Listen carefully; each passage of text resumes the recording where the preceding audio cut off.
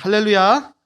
네, 오늘도 우리 주일 오전 예배 함께 예배하게 되어서 우리 주님이 주시는 기쁨이 우리에게 충만하게 될 줄로 믿습니다. 네, 이 시간 옆에 계신 성도님들 한 분 한 분에게 이렇게 한번 축복하며 인사했으면 좋겠습니다. 당신은 부르심 받은 성도입니다. 다시 한번 축복할 때 당신은 택하신 성도입니다. 아멘. 네, 아멘. 네, 오늘은 이제 유다서 본문으로 믿음으로 얻은 구원, 믿음으로 살아갈 삶에 대해서 함께 나누도록 하겠습니다. 주보 한번 참고해 주셔도 좋겠고요. 여러분 신약 성경이 27권으로 이제 구성이 되어 있습니다. 구약 성경은 몇 권입니까? 39권, 39, 27 이렇게 우리 주일학교를 잘 나오신 분들은 마음에 이제 머릿속에 잘 기억이 나실 거예요. 여러분 신약 성경이 27권인데요. 복음서가 여러분 잘 아시다시피 4권으로 되어 있습니다. 마태, 마가, 누가, 요한복음인데요. 다양한 복음서가 다양한 관점과 다양한 내용으로 조화롭게 예수 그리스도를 아주 선명하게 잘 드러내주고 있잖아요. 그래서 복음서 안에 차이가 미묘하게 보일지라도 그 미묘한 차이는 어쨌든 인간이 표현할 수 있는 최대한의 표현으로 예수 그리스도에 대해서 더 명확하게 드러내고자 하는 표현이 거기 담겨 있지 않습니까? 여러분 또한 그 신약의 역사들이 어디에 담겨 있습니까? 바로 사도행전에 담겨 있습니다. 예루살렘으로부터 시작된 이 복음이 어떻게 로마를 거쳐서 땅끝까지 오게 되었는지, 어떻게 1, 2, 3차 선교 여행을 거쳐서 온 세계로 흩어지고 그리고 다 기록되어 있진 않지만 오늘날 우리에게까지 어떻게 오게 되었는지, 성령께서 이것을 어떻게 이끌어 가셨는지가 역사서인 사도행전에 기록되어 있지 않습니까? 오늘 우리가 다루는 유다서는 바로 서신서입니다. 서신서는 21권으로 구성이 되어 있는데 그 중에 13권은 바울이 썼습니다. 굉장히 많이 썼죠. 그리고 한 권은 히브리서는 저자가 미상입니다. 누군지 모르겠습니다. 그리고 공동서신이 7권으로 구성이 되어 있습니다. 그리고 이제 계시록이 한 권이 있는데 바로 그것은 요한계시록, 이렇게 27권으로 구성이 되어 있습니다. 여러분 한번 제 눈으로 한번 보시고요. 서신서가 전체 몇 권이라고요? 21권이고 바울 서신이 13권이고 공동서신이 몇 권이라고요? 7권입니다. 7권. 네, 감사합니다. 네, 그래서 바울 서신은 뭐냐면 사실은 이 역사는 승자의 기록이잖아요.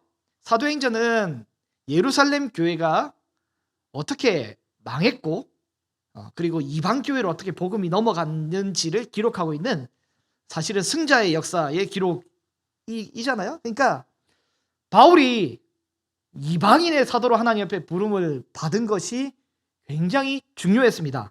그래서 13권의 바울 서신은 이방인의 선교사로 이방인의 사도로 부름받은 이 바울이 쓴 편지인데, 바울이 이방 특정 교회, 특별히 9개의 교회에게 특정 교회에게 쓴 9개의 편지입니다. 9개의 교회가 아니라, 왜냐하면 고린도 전후서, 이제 데살로니가 전후서는 중복이잖아요. 어쨌든 9개의 편지가 바로 이제 바울 이 교회에 쓴 편지고요. 4개의 편지는 뭐냐면 이방 특정 인물에게, 디모데에게, 디도에게, 빌레몬에게 쓴 편지가 바로 이제 바울의 4개의 편지고요. 이게 합치면 13권이 됩니다. 여러분 우리는 바울 서신에게 굉장히 익숙하고, 그리고 우리 종교 개혁 시대를 지나고 오늘날에 오면서까지 사실은 바울 성경이 우리에게 굉장히, 바울 서신이 가깝습니다. 여러분 제일 좋아하는 성경 구절 중에 많은 부분들은 바울의 어떤 성경 구절이 많이 있지 않을까라고 생각을 하게 됩니다. 저는 이제 갈라디아서 본문을 굉장히 좋아하는데, 바울의 성경 구절은 유대인이 아닌 이방인인 우리에게 굉장히 은혜가 됩니다. 그렇기 때문에 역사 대대로 많이 읽혀왔단 말이죠. 근데 히브리서는 뭐냐면 누군가 명확하지 않은 저자가 미상인데 이분이 유대 그리스도인들에게 쓴 편지가 바로 히브리서입니다. 누군지 모르겠어요. 바울에 대해서는 명확히 아니라고 학자들이 분석을 합니다. 왜냐하면 여러분 알지 않습니까? 여러분 우리는 잘 바울에 대해서 모르지만 바울 연구한 사람 바울 잘 압니다. 여러분 누가 저에게 쇠고기, 돼지고기, 닭고기 갖다 주면 먹어보면 알아요. 닭고기인지 쇠고기인지 돼지고기인지. 왜 몰라요? 바울 연구하는 사람은 아주 선명해요. 바울이 안 썼어요. 우리는 이리저리 뭐 문체가 어떠니 뭐 인사가 어떠니 해도 몰라요. 근데 딱 압니다. 이분들은 바울이 안 썼습니다. 저자가 누군지 몰라요. 명확하지 않습니다. 근데 어쨌든 내용이 굉장히 은혜로운 메시지이기 때문에 교회 공동체 가운데 늘 히브리서는 하나님의 귀한 말씀으로 받아들여졌단 말이죠. 추측을 이제 학자들이 하는데 이거는 바나바가 썼다라고 하는 학자들도 있고 아볼로가 썼다 하는 학자들이 있고 혹은 이 브리스길라 여성 신학자가 썼다라고 이제 하는 이제 그 학자들도 있습니다. 여러분 뭐 이제 저는 개인적으로 이 아볼로가 썼다고 추측을 하는 게 뭐냐면 바울은 이 유대인들의 공격을 못 이겼어요. 근데 아볼로는 사도행전 18장을 보면 뭐냐면 말로써 유대인들을 제압했다라고 하고 또 율법에 능통했다라고 그렇게 기록하고 있는데 그래서 이제 아볼로가 히브리서를 썼지 않나라고 추측하게 되지만 말 그대로 추측입니다. 히브리서는 누가 썼는지 여러분 천국 올라가셔서 물어보시고요. 혹시 나중에 먼저 올라가시는 분 계시면 나중에 우리 알려주시기를 바랍니다. 네, 공동서신은 7권으로 되어 있다면 오늘은 공동서신입니다. 7권인데요. 여러분 중요한 게 뭐냐면 공동서신은 다른 분들이 쓴 게 아니에요. 다른 그 프랜차이즈에서 쓴 게 아닙니다. 여러분 이태리에 그 필라 본사가 있다가 한국 필라가 너무 잘 돼서 한국 필라가 이태리 필라를 사버렸잖아요. 그게 본사가 돼버렸는데 어쨌든 이제 원래 본사가 어디입니까? 본사가 예루살렘입니다. 예루살렘이 본사입니다. 여러분 예루살렘의 기둥들이 쓴 편지가 바로 공동서신입니다. 바울 서신과 히브리서 외에 7개의 서신이 있는데 이거를 공동서신이라고 요즘 학자들이 이제 7권을 분류를 합니다. 여기서 공동이라는 것은 이제 뭐냐면 일반 제너럴 일반 서신이 되고 보편 캐슬릭 이제 함께 공유하는 공교회. 이제 우리 사도신경을 고백할 때 뭐라고 우리 고백합니까? 거룩한 공교회를 믿는다라고 고백하잖아요. 여러분 여기서 공교회가 뭐냐면 보편교회입니다. 보편교회. 우리 천우교회가 아니라 이 땅에 존재하는 또 과거, 현재, 미래 또 유형, 무형의 모든 통합된 그 교회가 바로 이 보편교회인데요. 하나인 공교회입니다. 이제 그래서 공동서신을 보편서신이라고 부르기도 합니다. 그래서 이거 공동서신의 특징이 뭐냐면 바울 서신처럼 특정 교회 데살로니가 아니면 특정 인물 이 디모데 이렇게 타켓으로 보내는 편지가 아니라 특정 교회에만 보낸 편지가 아니라 모든 교회에게 보낸 편지가 바로 이제 공동서신, 보편서신이 되겠습니다. 왠지 아십니까? 예루살렘 본교회 본사에서 보내는 거예요. 본사에서. 여러분 예루살렘 본교회의 기둥들이 누구냐면 야고보, 베드로, 요한, 유다 이렇게 이런 인물들입니다. 그들이 쓴 편지인데요. 오늘 우리가 함께 다루는 유다서가 포함된 공동서신이 뭐가 있습니까? 야고보서, 베드로, 전후서, 요한 1, 2, 3서, 유다서 이렇게 있는데요. 여러분 공동서신의 구성이 어떻게 되냐면 공동서신 중에 제일 먼저 있는 야고보서가 뭐냐면 야고보서는 예수님의 4명의 남동생 중에 이 야고보, 요셉, 시몬, 유다 중에 첫째 동생이 바로 야고보입니다. 갑자기 예수님이 오늘 동정녀 탄생이라는데 동생이 있다 그러니까 놀라신 분은 있으시면 안 됩니다. 여러분 아니냐 나중에 하겠습니다. 네. 예수님이 동생이 있었단 말이죠. 마태복음 13장 55절에 보면 이 내용이 나오는데요. 어쨌든 야고보는 첫째 동생입니다. 그리고 공동서신 맨 마지막에 누구가 나오냐면 유다서, 오늘 본문에 유다서가 나오는데 예수님의 남동생 4명 중에 막내 동생이 바로 유다입니다. 그 가운데는 뭐가 있어요?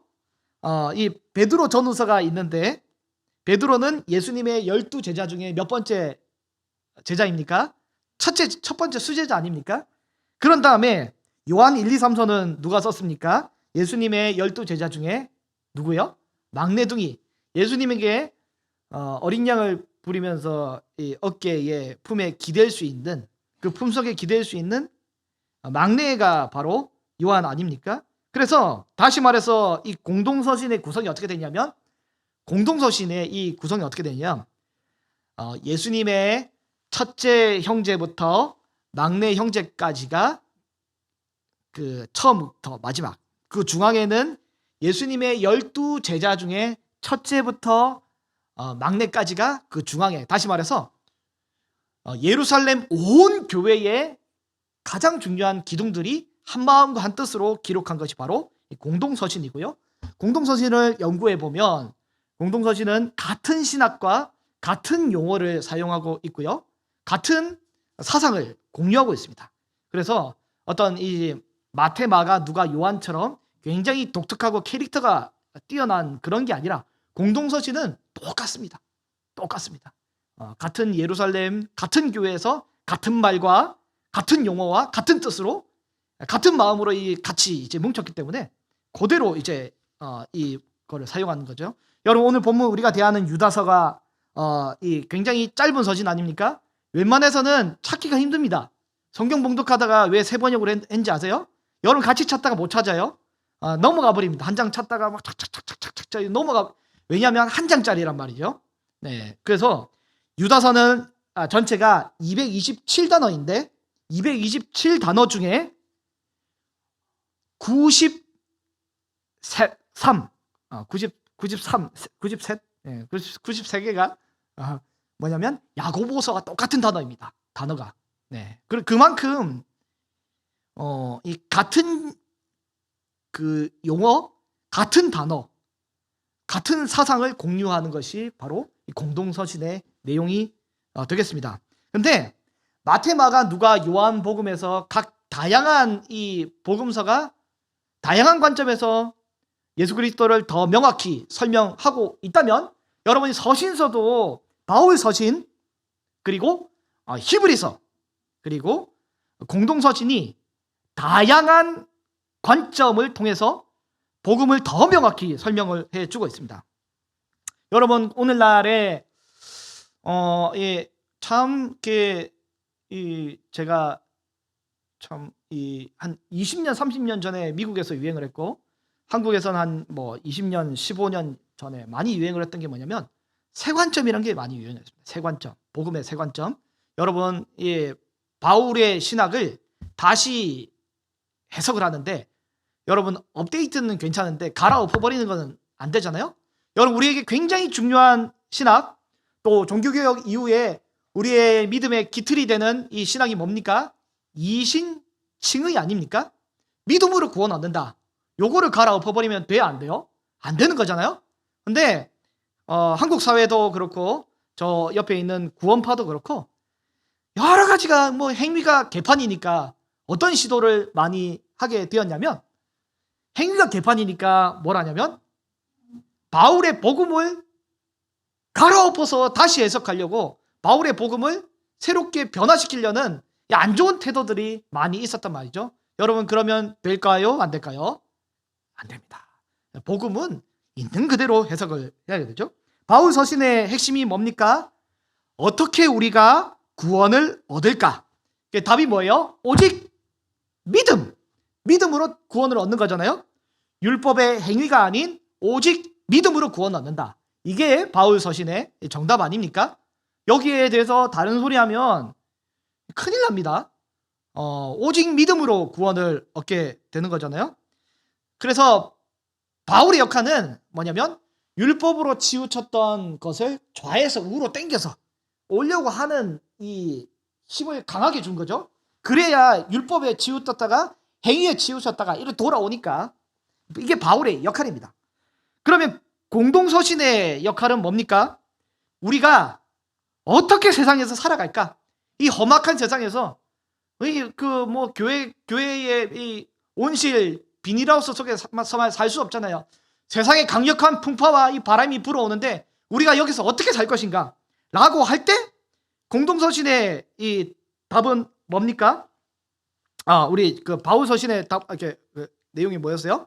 바울 서신은 로마서에서 바울이 오직 믿음으로, 행위가 아니라 믿음으로 구원을 얻는다 했고, 공동서신에서는 이 세속의 지혜가 아닌 오직 믿음으로 살아야 된다라고 고백을 하게 됩니다. 우리 그래서 야고보서 1장에 보면 어떻게 돼요? 기도할 때 오직 믿음으로 구한다라고 아주 실제적인 삶의 현장에서도 믿음으로 살아갈 것을 요청하고 있고요. 그리고 오늘 본문 유다서에서도 믿음의 도를 힘써 싸워라. 성도에게 노력하고 고생해서 얻은 구원이 아니라 성도에게 단번에 주신 믿음의 도, 이것을 지키기 위해서 우리는 힘써 싸우라고 명확히 권면합니다. 공동서신의 역할은 뭡니까? 너무 바울 서신의 은혜를 받은 이후에 그거를 이용하려고 했던 악한 이 사람들이 실제 바울 서신을 복음을 받아들이진 않고 너무 이게 우로 간 거예요. 그러니까 어떻게 해요? 이걸 끄집어서 다시 우에서 좌로 보내서 중앙으로 가려고 하는 거잖아요. 그러니까 어떻게 하냐면 너무 은혜에 치우쳐 방종하는 그 사람들에게 바울에 대해서 잘못 이해했기 때문에 똑바로 알려주고자 이제 거짓 교사들의 경계를 하면서 이 어떤 야고보서도 어떻게 합니까? 행하지 않는 믿음은 죽은 믿음이라고 하며 원래 위치로 되돌려 놓는 겁니다. 좌에서 우로, 우에서 좌로. 맞죠? 네, 맞는 거죠? 네, 맞습니다. 히브리서는 뭡니까? 히브리서는 뭐냐면 어떻게 시험을 이기냐, 이게 관건입니다. 히브리서의 독자는 성전 제사 제도가 붕괴되고 뭐 어떻게 지내야 될지 모르는 상황에서 오직 믿음으로 살 것을 권면하고요.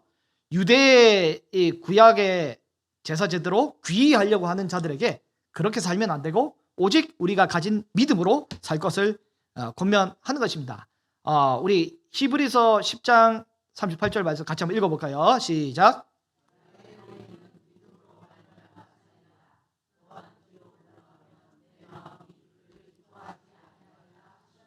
네, 히브리서는 뭐냐면 뒤로 물러난 것을 앞으로 전진하게끔 하는 메시지입니다. 좌에서 우로, 우에서 좌로, 뒤에서 앞으로.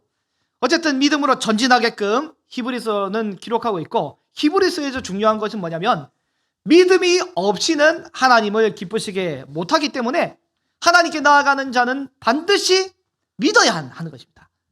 믿음이 중요한 것이죠. 여러분, 저와 우리 교회, 대한민국 조국교회 가운데 하나님을 향한 이 오직 믿음, 이 믿음이 흐트러지지 않기를 간절히 원하고 소망합니다. 오늘 우리 유다서 1장입니다. 1장에는 이 은혜로운 말씀으로 여러분 시작하게 됩니다. 유다서 1장에는 유다가 이렇게 자기를 먼저 소개를 합니다. 이 자기를 먼저 소개할 때 뭐라고 소개를 하게 되냐면 예수 그리스도의 뭐라고 합니까? 종, 야고보의 형제 유다라고 설명을 스스로를 하게 됩니다. 여러분, 유다는 예수님에게서는 사도 요한처럼 막내둥이기 때문에 우리 형님 충분히 이렇게 할 수 있고 어린 양을 부릴 수 있겠죠. 그러나 유다가 명확하게 선을 긋습니다. 예수 그리스도는 나의 주인님이시고 나는 예수 그리스도의 종이다 라고 선을 명확하게 긋습니다. 왜 그렇습니까? 이 유다 그리고 나의 형님 야고보도 마찬가지. 모든 형제들은 육신의 방법으로 마리아와 요셉을 통해 태어난 인간의 몸을 가지고 있지만 예수 그리스도는 어떻습니까? 이 성탄의 시즌에 우리에게 은혜가 되는 메시지 뭡니까? 예수 그리스도는 성령으로 잉태하셔서 하나님이 우리의 구원을 위해 보내주신 하나님의 특별한 이 아들이시고 또한 동일하게 그 하나님 자체가 되시는 분 아니십니까? 여러분, 예수 그리스도를 이 유다와 같이 나의 하나님으로, 나의 주인으로 고백할 수 있는 저와 여러분이 될 수 있기를 소망합니다. 수신자가 누구입니까? 편지를 받는 사람이 누구입니까? 이제 1절에 보면 부르심을 받은 사람들에게 편지를 쓰게 됩니다. 여러분, 우리는 부르심을 받은 사람입니다. 여러분, 내가 선택해서 교회에 온 것이 아니라 우리는 하나님의 부르심을 받아 교회에 와서 예배하는 줄로 믿습니다. 교회가 헬라어로 에클레시아라는 단어를 쓰는데요. 에크는 이제 밖으로고 칼레오, 이게 뭐냐면 부르다입니다. 우리는 뭐냐면 이 세상에서 밖으로 부름을 받아 하나님 앞에 모인 존재가 바로 교회 공동체입니다. 그렇기 때문에 우리는 이 교회 공동체로서 이 땅에 속한 것이 아니라 하늘에 속한 사람인 줄로 믿습니다. 여러분, 다시 한번 우리 옆에 계신 분에게 이렇게 한번 인사했으면 좋겠습니다. 당신은 부르심을 받은 사람입니다. 여러분, 스펄전이 늘 이렇게 얘기를 하는 게 뭐냐면, 복음을 전할 때 우리는 구원받은 사람 그리고 부르심을 받은 사람인 것으로 믿고 설교를 하는 게 좋다고 얘기를 한단 말이죠. 그런데 여러분, 오늘 본문에는 두 가지로 나뉩니다. 첫 번째, 이 부르심을 받은 진짜 사람들이 있어요. 두 번째는 뭐냐면 가만히 들어온 사람들이 있습니다. 가만히 들어온 거짓 교사들이 있단 말이죠. 성도는 부르심을 받은 사람인데 가만히 들어온 사람이 교회 공동체 가운데 있습니다. 요한복음 10장 1절을 보면 양의 문이 있는데 그 문이 아니라 다른 곳으로 넘어온 이제 대상이 있는 거죠. 양의 문을 통과하지 않은 불법의 사람들이 있습니다. 여러분, 여러분 오늘 말씀을 들으며 저와 여러분이 한 사람도 빠짐없이 내가 부르심을 받은 사람인지 가만히 들어온 사람인지를 명확히 냉정하게 구분해낼 수 있는 그런 믿음의 역사가 있기를 원하고 소망합니다. 여러분, 우리는 부르심을 받았는데요. 부르심을 받았는데 왜 부르심을 받았을까요? 오늘 유다서 본문 펴보시고요. 1장 21절을 한번 보겠습니다. 유다서 1장 21절 본문인데요. 21절을 한 목소리로 한번 읽어 보겠습니다. 하나님의 사랑 안에서 자신을 지키며 영생에 이르도록 우리 주 예수 그리스도의 긍휼을 기다리라. 아멘. 우리가 부르심을 받은 목적과 이유는 영생에 이르도록, 그 앞에 수식어가 뭐냐면 자신을 지켜서 영생에 이르도록 그렇게 부르심을 받았습니다. 여러분, 우리는 그냥 부르심을 받은 것이 아니라 영생에 이르도록 부르심을 받았는데요.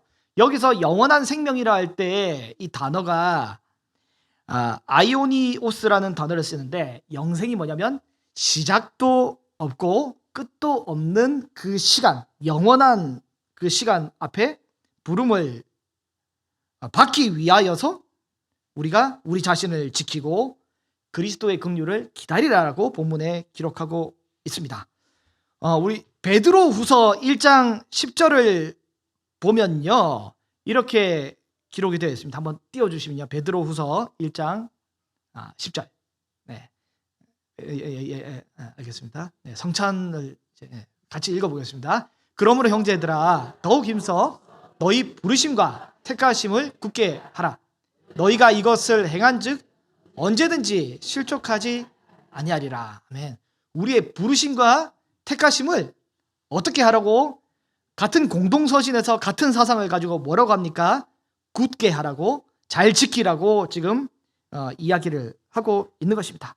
믿음의 사람들은 언제나 하나님의 부르심을 잘 지켜서 결국에 영생에 이르게 됩니다. 저와 여러분이 한 명도 빠짐없이 그 영생에 이르게 되는 은혜에 있기를 원하고 소망합니다. 그러나 거짓 교사들은 중요한 것이 뭐냐면 부르심을 받지 않았어요. 그들은 여전히 세상에 속해 있고 몸뚱아리만 교회에 와 있단 말이죠. 여러분, 부르심을 받은 자와 가만히 들어온 사람이 있단 말이죠. 굉장히 이게 참 부담스러운 메시지 아닙니까?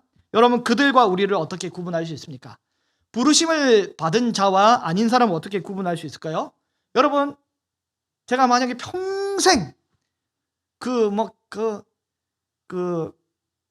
이 설교하고 예배하고 여러분 섬기고 그리고 때때로는 뭐 잠도 못 자고 때때로는 이 건강에 어려움을 겪거나 아니면 굶주리거나 많은 어려움들을 만약에 겪고 그렇게 평생을 보냈는데 마지막에 너 가만히 들어왔잖아, 나 안 불렀는데 하면 어떻게 돼요?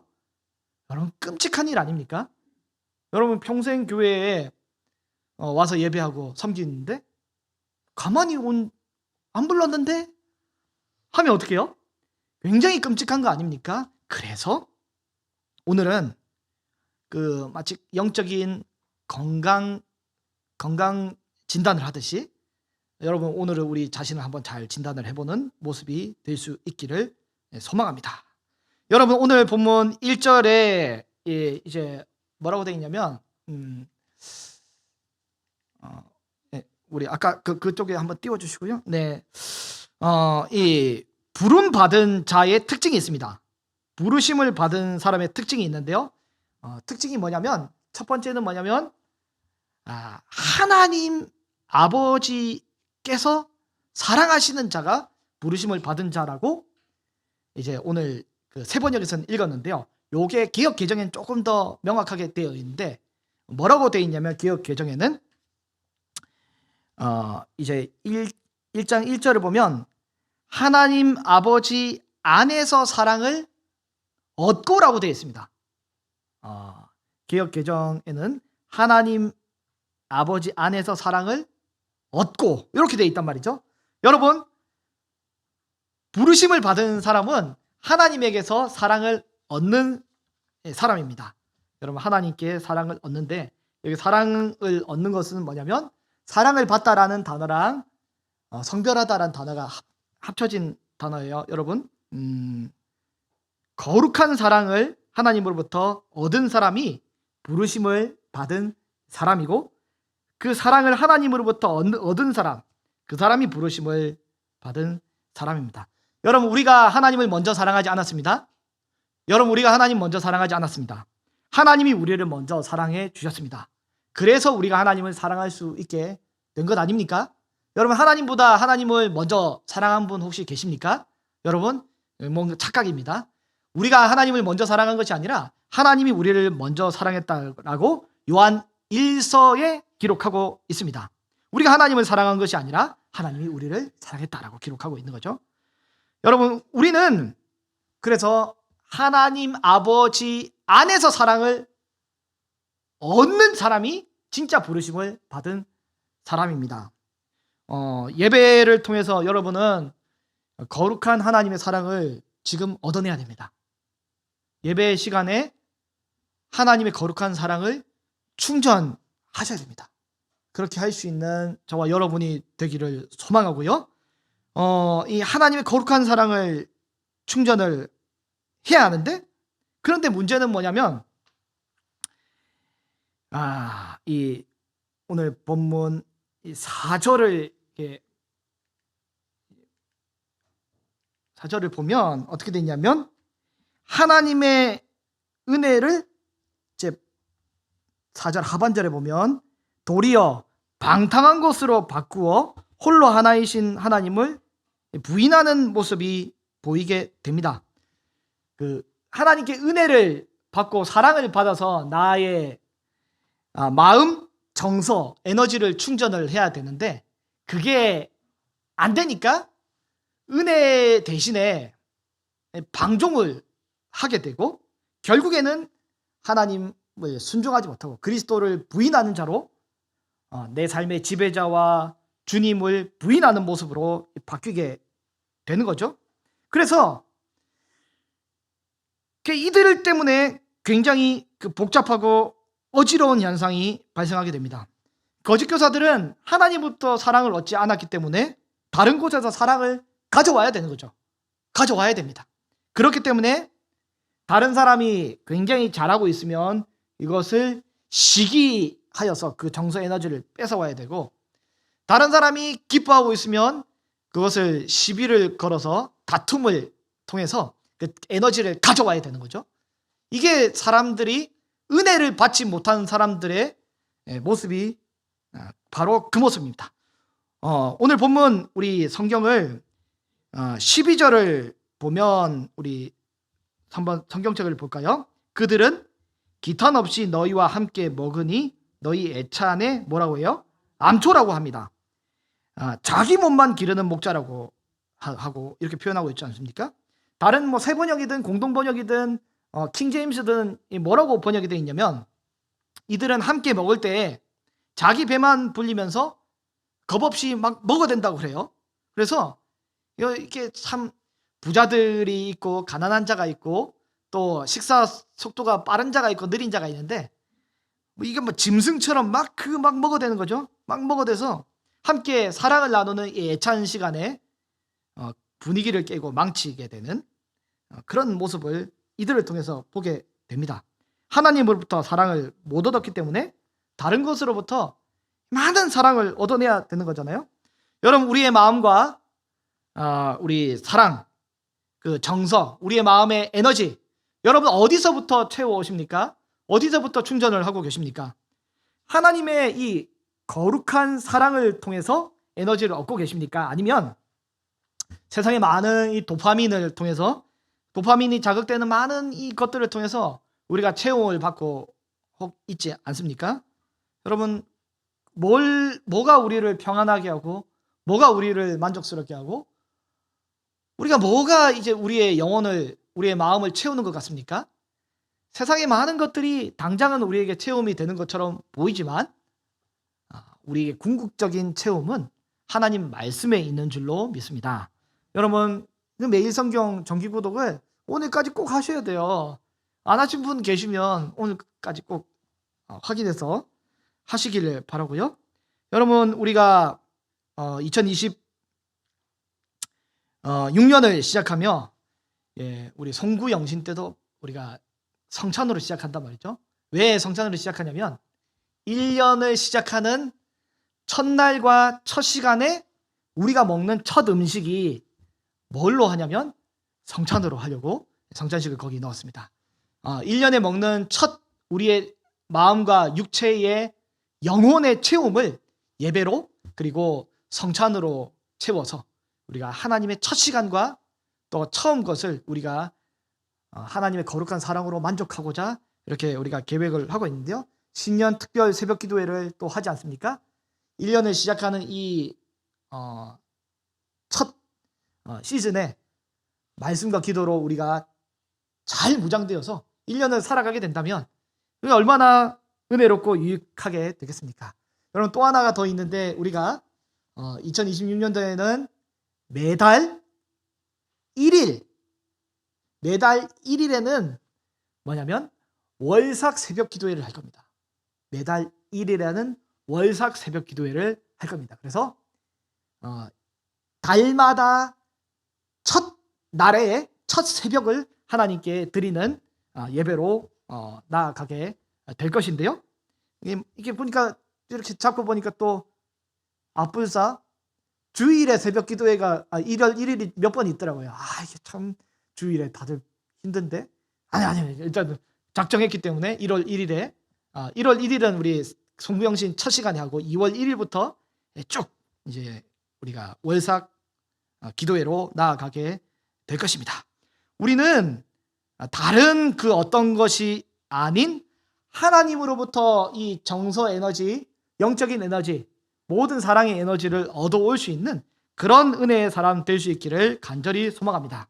여러분, 거짓 교사들의 특징이 뭐고 또 가만히 들어온 자들의 특징이 뭐냐면 이제 그들의 특징은 바로 이 오늘 본문 이제 5절부터 해서 쭉 기록이 되어 있는데요. 이들의 특징이 뭐냐면 주님이 애굽에서 이스라엘 백성을 구출을 해내고 가나안 땅으로 가는데요. 구출하고 끝나는 게 아닙니다. 구출하고 끝나는 것이 아니라 구출한 이후에 가나안 땅으로 나아가게 되는데 거기서 오직 믿음을 가진 사람과 오직 믿음이 가지지 않은 사람이 구별되게 됩니다. 가만히 같이 들어온 사람들도 같이 이제 출애굽을 하게 되었지만 이제 구별이 되는 거죠. 불평, 불만, 원망을 이 가데스 바네아에서 이들이 하지 않습니까? 그래서 믿음을 가진 이제 갈렙과 여호수아 외에 나머지 정탐꾼들은 다 이게 안 된다고 하여서 결국에 못 들어가지 않습니까? 여러분, 하나님 나라도 이와 같습니다. 하나님 앞에 한 공동체로 있기는 하지만 정작 중요한 것은 뭐냐면 오직 예수 그리스도를 믿는 그 믿음 안에 거하는 그 사람이 하나님 나라에 들어가는 것이지, 장소에 앉아 있다고 하나님 나라에 들어가고 있는 것이 아니지 않습니까? 또한 6절에 봐도 자기 지위를 지키지 않은 자들이 있습니다. 뭐냐면 자기의 처소를 떠난 천사들이 등장하게 되는데요. 이들도 떠났습니다. 그리고 소돔과 고모라도 하나님이 가만히 내버려 두는 것이 아니라 육체를 따라 살아갔기 때문에 결국에 심판을 받게 되는데, 하나님 앞에서 이 하나님이 이런 이 어떤 부정함과 더러움을 심판하는 것은 아주 당연한 것이죠. 이게 맞습니다. 그런데 가만히 들어온 이 거짓 교사들은 뭐라고 합니까? 내가 바울에게 들었는데 믿기만 하면 된다. 믿기만 하면 된다. 하여서 어떻게 진행을 하냐면 자기가 믿지도 않으면서 예수 그리스도를 이용하여서 온갖 죄악을 저지르면서 나는 괜찮다. 나는 뭐 믿었으니 끝났다라고 하는 거죠. 여러분, 참 말이나 됩니까? 믿으면 되죠. 근데 예수 그리스도를 믿으면 어떻게 이 죄악이 가볍게 지어집니까? 뭐 죄를 짓고 하나님 앞에 범죄하면 찜찜해서 잠이 옵니까? 용서해 주시죠. 그런데 이거를 계속 악랄한 짓을 못한단 말이에요. 나쁜 짓을 어떻게 계속해요? 사람이 실수할 수 있죠. 그런데 말 그대로 실수지 이걸 어떻게 고의적으로 계속 한단 말이에요? 안 믿는 사람인데, 이건 안 믿는 사람 아닙니까? 예수 그리스도가 우리의 영혼에 들어오고 성령께서 우리 안에 내주하시고 말씀의 이 씨앗이 우리에게 작동하면 변화가 일어나게 되는 건데, 나는 뭐 예수님 믿었으니 죄를 다 지어도 다 용서받는다 하고 끝나는 거는 여러분 뭐예요? 안 믿는 겁니다. 안 믿는 거예요. 여러분, 안 믿는 거예요. 믿지 않는 겁니다. 근데 오늘 본문 8절에 보면 그러한데 꿈꾸는 이 사람들도 자기 육체를 더럽히고 권위를 업신여기고 영광을 비방한다라고 하고 있습니다. 이 꿈꾸는 이 사람들이 어떤 사람들이냐면 이들이 바로 거짓 교사들이에요. 거짓 교사들. 꿈꾸는 자들의 특징이 뭐냐면 말씀을 중심으로 한 해석이 아니라 본능을 기반으로 하여서 꿈에서 계시를 받았다라고 그렇게 하여서 아무리 말씀을 전하도 이게 안 들리고 그리고 들을 의향도 없고 그리고 이게 수용이 안 되는 겁니다. 그래서 유다가 뭐라고 합니까? 10절에 이 사람들은 무엇이든지 그 알지 못하는 것으로 비방하는도다.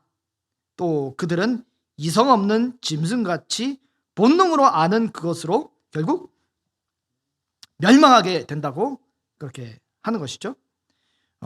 참 이 모습이 바로 부름받지 않고 가만히 들어온 거짓 교사들의 모습이 되겠습니다. 여러분, 유다가 말하는 부르심을 받은 자, 두 번째의 그 내용이 뭐냐면 바로 지키심을 받은 자입니다. 오늘 1장 하반절에 보면 이 하나님 앞에 지키심을 받은 자가 바로 이 구원 얻은 자의 특징이 되겠습니다. 예수 그리스도께서 지켜주시는 이가 바로 부르심을 받은 사람이 되는 거죠. 여러분, 하나님은 성도를 지켜주십니다. 칼빈주의 우리 5대 교리에도 제일 마지막에 성도의 보존, 이 교리가 있지 않습니까? 하나님은 성도를 지켜주십니다. 어떤 어려움과 역경 가운데서도 믿음이 유지되고 또 성장할 수 있도록 하나님이 그를 지켜주시고,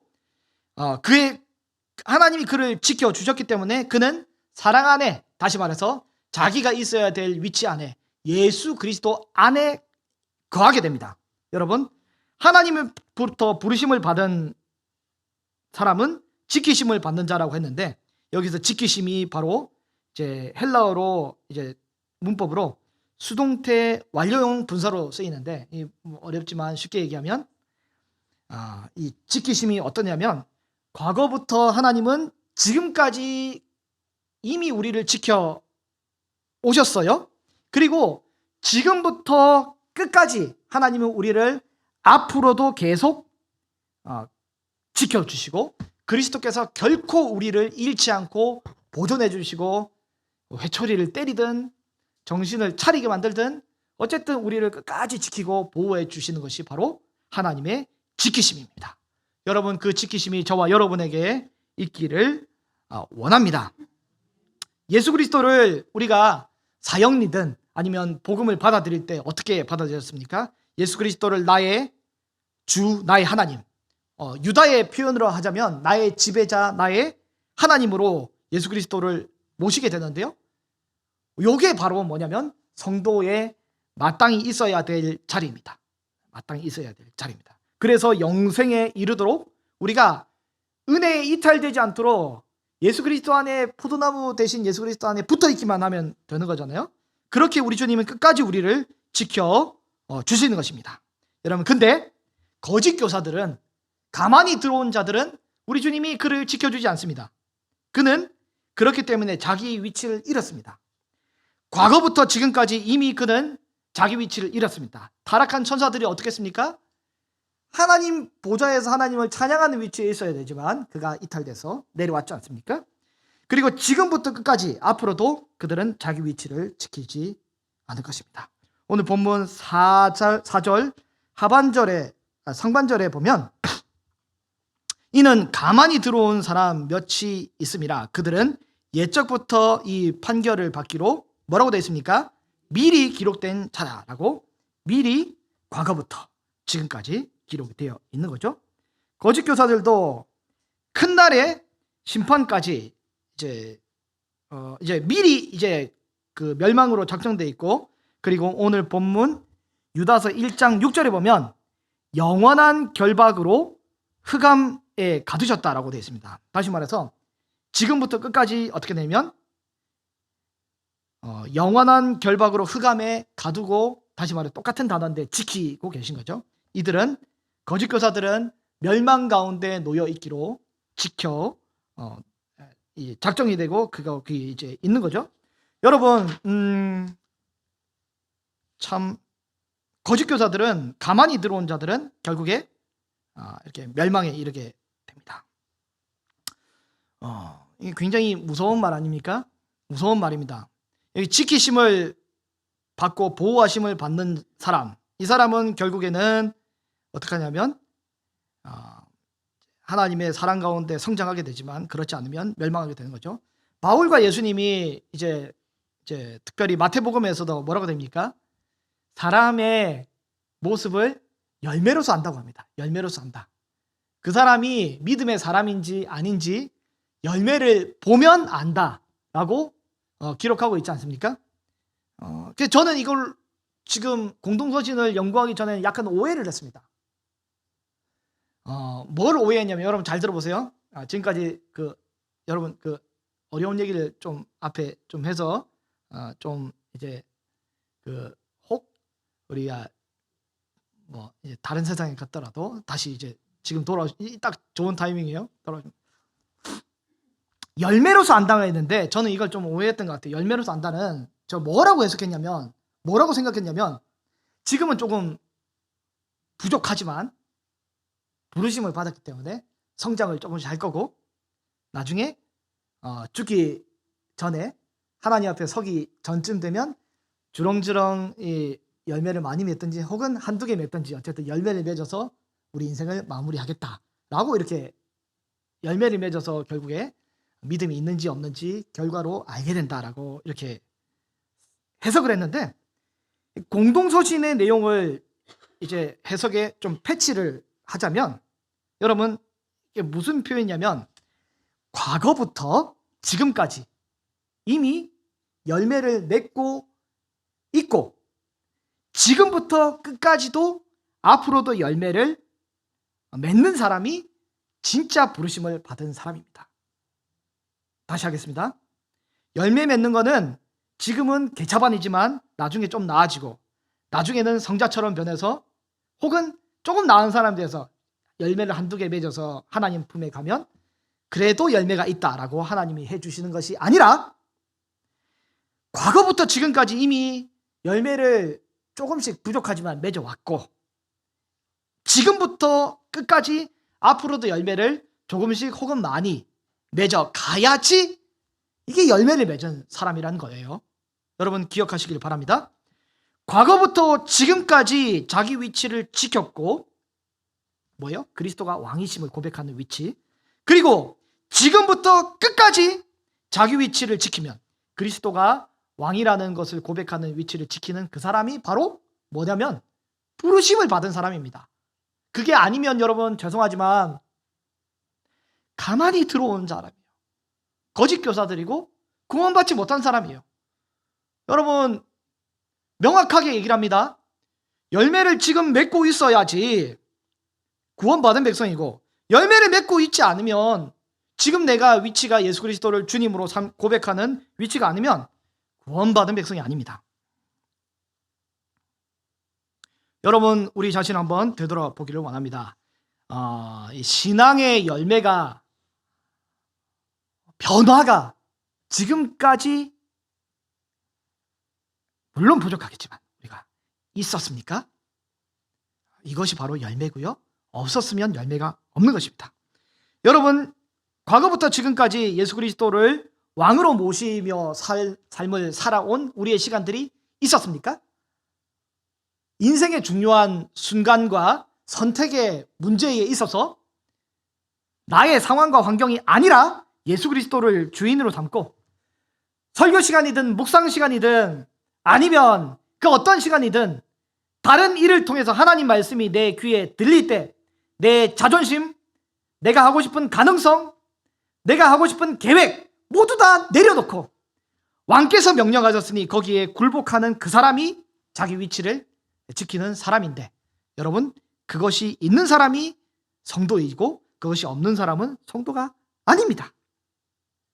여러분 우리가 이 때때로 오해하는 것이 뭐냐면 십자가의 우편 강도는 평생 아무것도 없다가 마지막 순간에 뭐 예수님 만났지 않냐. 라합도 뭐 창녀처럼 살다가 그렇게 마지막에 그 정탐꾼을 숨겨두고 이스라엘로 편입되었지 않냐. 삭개오도 평생 도둑질 하다가 마지막 순간에 예수님 만나서 하나님 백성이 되었지 않냐라고 말할 수 있겠지만 그게 아니에요. 여러분 십자가상의 우편 강도는 마지막 그 순간에 자신의 목숨을 걸고 영혼을 걸고 예수 그리스도를 주님으로 고백하고 그렇게 신앙의 열매를 맺었습니다. 지금도 맺었으니 앞으로도 맺을 것이라고 믿고 그가 하나님 백성이 되는 거잖아요. 라합도 어떻겠습니까? 정탐꾼을 숨겨주면 목숨이 위태위태한데 목숨을 걸고 예수 그리스도를 여호와를 나의 상천하지의 하나님으로 고백하며 받아들였지 않습니까? 그 신앙을 받아들였기 때문에 이스라엘로 편입이 된 겁니다. 삭개오도 뭡니까? 자기 전재산 다 팔아가지고 가난한 자에게 나눠주고 믿음으로 주 앞에 달려왔기 때문에 하나님 백성이 된 건 아닙니까?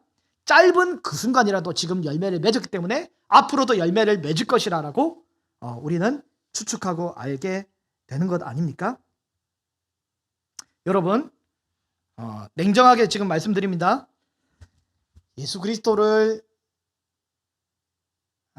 하나님으로 고백하고 예수 그리스도를 주로 고백하고 이 모든 상황과 환경 중에 말씀이 최우선의 권위가 되고 예수 그리스도를 왕으로 모시지 않은 사람이면 죄송하지만 천국 백성이 아닙니다.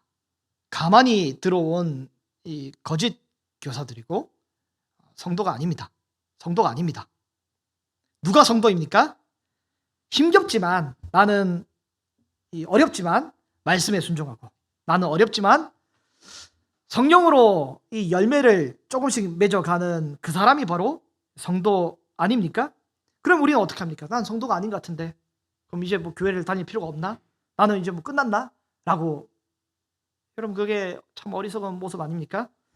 여러분, 그 가나안 정복 때 그 어떤 족속과도 언약을 맺지 말라고 했습니다. 그리고 아무 족속도 받아들일 수 없지만 그러나 기브온 족속은 어찌됐든 목숨을 걸고 이스라엘에게 편입하려고 왔지 않습니까? 우리가 이게 필요합니다. 그래서 오늘 아까 읽으셨던 본문 21절에 보면 하나님의 사랑 안에서 자신을 지키며 영생에 이르도록 우리 주 예수 그리스도의 뭘 기다려요? 긍휼. 나는 가만히 들어온 죄인입니다. 교회의 거룩한 공교회에 소속되기 합당하지 않은 죄인입니다. 나는 예수 그리스도를 사실 지금 뭔가 안 믿는 것 같고 열매가 없는 것 같고 예수 그리스도를 왕으로 모시지 않는 것 같습니다. 그런데 지금 이 시간 다시금 예수 그리스도를 나의 주, 나의 하나님으로 다시 고백하고 영접하고 예수 그리스도의 긍휼을 의지하여 주 앞에 나아가오니 내가 성도가 되기를 원합니다라고 이렇게 반응하고 주 앞에 나오는 것이 가장 건강한 반응이 될 줄로 믿습니다. 여러분, 목사지만 저도 때때로 이렇게 열매가 없는 것처럼 부끄러울 때가 많아요. 여러분 얼마나 하나님 앞에 당당한지 모르겠어요. 열매가 주렁주렁 맺혀 있습니까? 여러분, 때때로 나는 가만히 들어온 사람인가 싶을 정도로 의심스러운 부분이 때때로 우리의 삶에 여러분 있지 않습니까? 말씀으로 여러분 충만하게 여러분 정서와 마음을 만족하고 하나님으로 기뻐하고 영생을 누리고 있습니까? 그게 아닐 때가 많잖아요. 세상에 좋은 게 얼마나 우리를 유혹합니까? 여러분, 우리는 그런 연약함에 있지 않습니까? 그래서 우리는 어떻게 합니까? 오늘 본문 20절에 말씀한 것처럼 거룩한 믿음 안에서 이제 성전이 되도록 우리를 이제 건축을 하는 것입니다. 그리고 성령으로 기도하며 하나님 도와달라고 그렇게 기도하는 거고요. 맨 마지막에 제일 중요한 것이 뭐냐면 그리스도의 긍휼을 구하는 것입니다. 저와 여러분이 다 한 명도 빠짐없이 하나님 백성, 하나님 나라에 이르는 믿음의 백성이 될 수 있기를 소망합니다. 여러분, 목사의 제일 중요한 직무가 뭡니까? 여러분, 우리 중에 있는 사람 한 명도 놓치지 않고 다 천국에 다 데려가는 것이 목사의 제일 중요한 직무 아닙니까? 여러분, 이대로 안 될 것 같은 분들이 너무 많아요. 안 돼요. 이대로 안 돼요. 여러분, 그렇게 살면 안 돼요. 여러분, 우리 이렇게 살아서는 안 돼요. 왜 그럽니까? 우리가 그리스도를 주인으로 모시고 성령을 우리 안에 모시고 살아갈 수 있기를 소망합니다. 근데 이게 우리의 힘으로 안 되잖아요. 예수님을 영접하지 않았다면 어떻게 우리가 주님을 왕으로 모시고 살 수 있겠습니까? 안 돼요. 기능적으로 안 돼요. 여러분, 개나 고양이나 말이 어떻게 하늘을 날 수 있어요? 못 날아요. 날개가 없는데 어떻게 납니까? 예수님을 영접하지 않으면 어떻게 예배할 수 있습니까? 복음을 어떻게 받아들일 수 있고 말씀을 어떻게 기뻐할 수 있습니까? 기능이 안 돼요. 여러분, 우리가 하나님의 성전으로 건축되어서 스스로를 지어가고 성령 안에서 기도하고 예수님을 긍휼로서 기다리는 그런 은혜가 우리에게 있기를 원하고 소망합니다.